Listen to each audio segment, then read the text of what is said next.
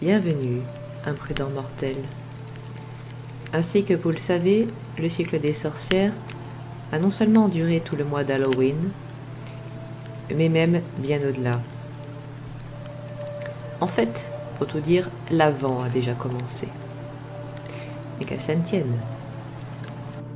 Je redémarre donc tous ces contes cruels avec ces éditions spéciales Noël.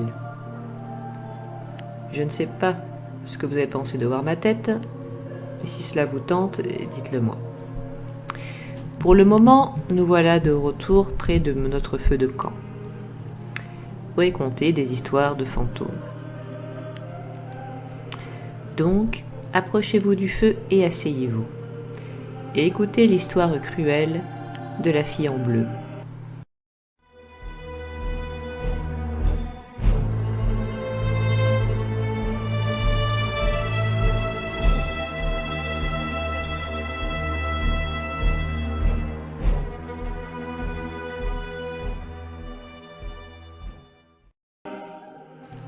Le 23 décembre 1933 aux États-Unis, une jeune femme toute de bleu vêtue se rend à la gare de la ville de Greyhound.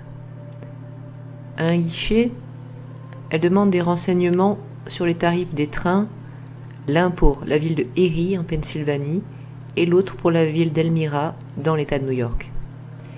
Elle finit par prendre un billet pour la ville de Willoughby. On notera alors qu'elle semblait nerveuse. Arrivée à Willoughby, elle a demandé à un passant un endroit pour dormir. Elle se rend, sur les indications de cette personne, dans une pension de famille au centre-ville, celle de Madame Jude. Elle ne donne pas son nom à l'accueil, mais la propriétaire crut qu'elle se prénommait Kate. Il est 20h quand la jeune femme en bleu arrive à la pension. Le lendemain matin, Madame Jude lui explique comment se rendre à la gare routière principale et à l'église. Après quoi, l'inconnu en bleu se dirige vers les escaliers et s'en va au centre-ville vers 11h. Puis elle revient, semblant inquiète, 1 heure plus tard. Elle paye sa chambre et quitta les lieux. Des témoins l'ont aperçue, au sud, dans une rue qui descendait vers le cimetière.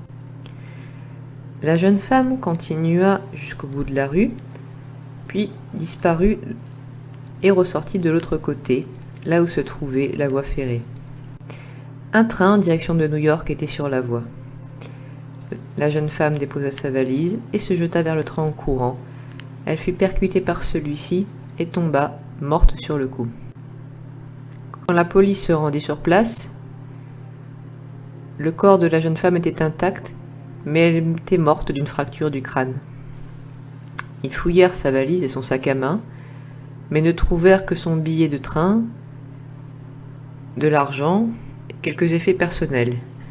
Mais il n'y avait aucun papier permettant de l'identifier. On estima son âge à environ 23 ans. Elle mesurait 1,62 m, avait les cheveux bruns, les yeux noisettes, mais on n'en sut pas plus. On l'enterra dans le cimetière local. Une levée de fonds lui offrit une pierre tombale où il fut inscrit « Girl in blue, killed by a train, December 24, 1933, unknown but not forgotten », ce qui veut dire « La fille en bleu, tuée par un train, le 24 décembre 1933, inconnue mais pas oubliée ». Qui était-elle? Quel était son nom? Pourquoi s'est-elle suicidée? Et s'est-elle suicidée, d'ailleurs? Parce que certains pensent qu'elle avait simplement cherché à rattraper le train en route. Autant de questions qui restèrent sans réponse. Le mystère autour de cette fille en bleu fit qu'elle devint assez populaire.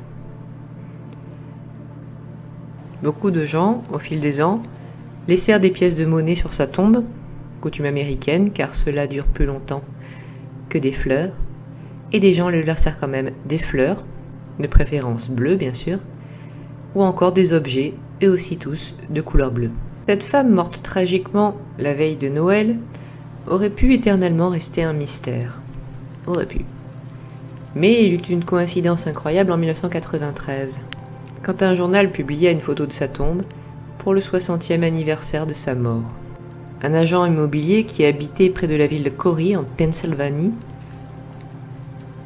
se souvint alors d'un détail dans sa famille. Il s'appelait Edward Sekerak, mais se rappela d'une partie de l'histoire de sa famille, la famille Klimczak. Ils découvrirent l'histoire de Jacob et Catherine Klimczak, un couple d'immigrants polonais qui arrivèrent en Pennsylvanie en 1901. Leur fille s'appelait Joséphine Klimczak et elle a eu encore 5 sœurs et 3 frères.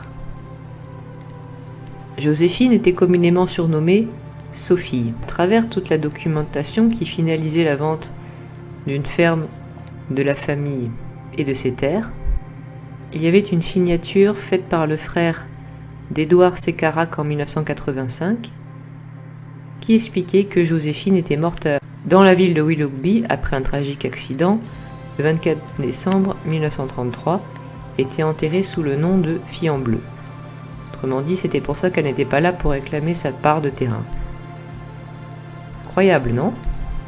Edward Sekerak rendit donc public le fait que la fille en bleu était Joséphine alias Sophie Klimczak, une membre de sa famille. Ce détail étant connu, on ajouta une seconde pierre tombale à la première qui était cette fois-ci arrimée au sol, où il y avait écrit « Reconnue comme étant Joséphine Klimczak ». Bien que le mystère de son identité ait été levé, les gens qui photographient sa tombe aujourd'hui encore disent qu'il arrive de voir des orbes gravitant tout autour de la tombe, d'avoir entendu une voix de femme mystérieuse près de la tombe, et que parfois ils ont aussi vu une femme assise tout près de la tombe, habillée de bleu et regardant avec mélancolie dans le lointain. J'espère que cette histoire vous aura intéressé et vous donne rendez-vous la semaine prochaine. Si vous voulez me soutenir, voyez le lien en description de Utip et Tipeee et de Ko-fi. N'oubliez pas de vous abonner, de mettre un pouce bleu, de commenter et de regarder sous votre lit avant d'éteindre la lumière. Au revoir, imprudent mortel.